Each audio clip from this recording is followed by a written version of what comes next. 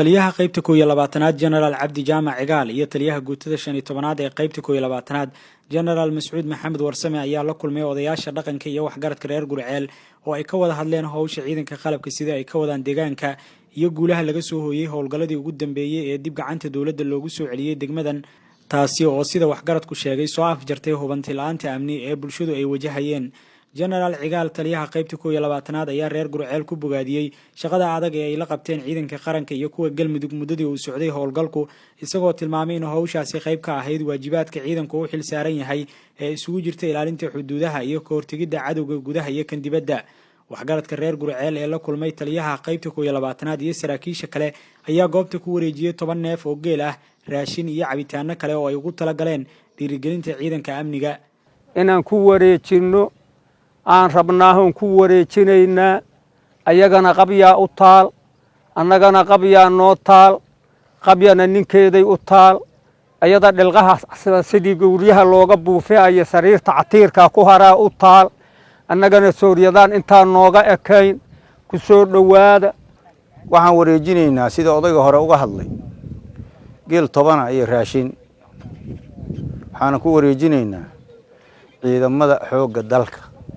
oo qabtay shaqadii loo idmaday oo muhiimka ahayd aana waxba hagarsan oo sidii loogu tala galay u dhameystiray sida odayga hore u sheegana waxa u dhimanna aan doonayno inay dhameystiraan aysan nooga tagin dhilqihii uu sheegay oo dhameystiraan intaas ayaan waxaan leenahay walaalayaal dii aad state tihiin iyo dad federaal tihiin dawladda Soomaaliya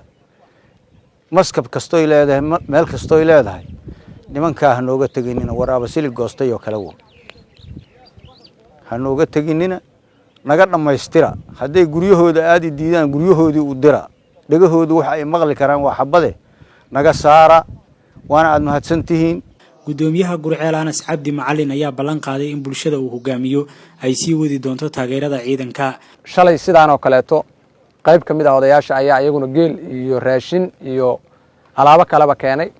idinkana maanta geeli iyo raashinkii iyo caanihii iyo alaab aan kala harinaad keenteen waadna ku mahadsantihiin runtii de sidaan oo kale hadii ciidamada loo dhiirigeliyo loo garab istaago waxay u tahay dhiirigelin waxay dareemayaan inay dhulkoodii iyo dadkoodii oo jecel ay difaacayaan askarigu waxa uu ku shaqeeyo waa himada moralka askarigana waxa muujin kara ama dhisi kara waa dadka shacabka oo u adeegayo marka sida aad askarta u dhiirigelinaysiina waan kaga mahad celinaynaa waxaan rajaynayaa bulshada reer Gurceel bacdama dhaqankii iyo dadkii culimada ay bilaabeen inay intii kalena waa soo socotaa hooyooyinkii waa soo wadaan dhalinyaradii waa soo wadaa General Cabdi Jaamac Cigaal taliyaha qaybta 12aad ee ciidanka dhulka xoogga dalka ayaa mahad celin kadib adkeeyay in wali ciidamadu ku jiraan heegan ay kaga jawaabi doonaan in la hubiyo kala diridda kooxaha hubeysan ee laga saaray Gurceel aad iyo aad baanu kaga mahad celinaynaa waxaan leenahay waa mahadsantihiin waana soo dhaweyseen hawshan ku jireen waana la gasheen annagu ciidamada qaranka Soomaaliyeed baana waxaan u xil saaranahay cid kasta oo ama ummadda dhibaysa ama dawladdiida ama quwada shay oo adeegaya oo nidaamka iyo kala dambeynta diidan inaanu ka hortagno oo nafteeda u huro oo dhiigayga u daadino insha Allah nimankii halkan ku jiray dantu u run sheegtay hadda halkaas iyo bohol laga sheegayo hadii ay dadkooda kala raacaan fiican haday say ballanka baxa u sameyn jireen hadda ay ballanka bax inta sameeyaan ay danahooda kala raacan waayaan ciidamada Soomaaliyeed ama ciidamada xoogga dalka Soomaaliyeed iyo maamul goboleedka Galmudug waa u diyaar Cabdullaahi Warsamo Roble warbaahinta qaranka Gurceel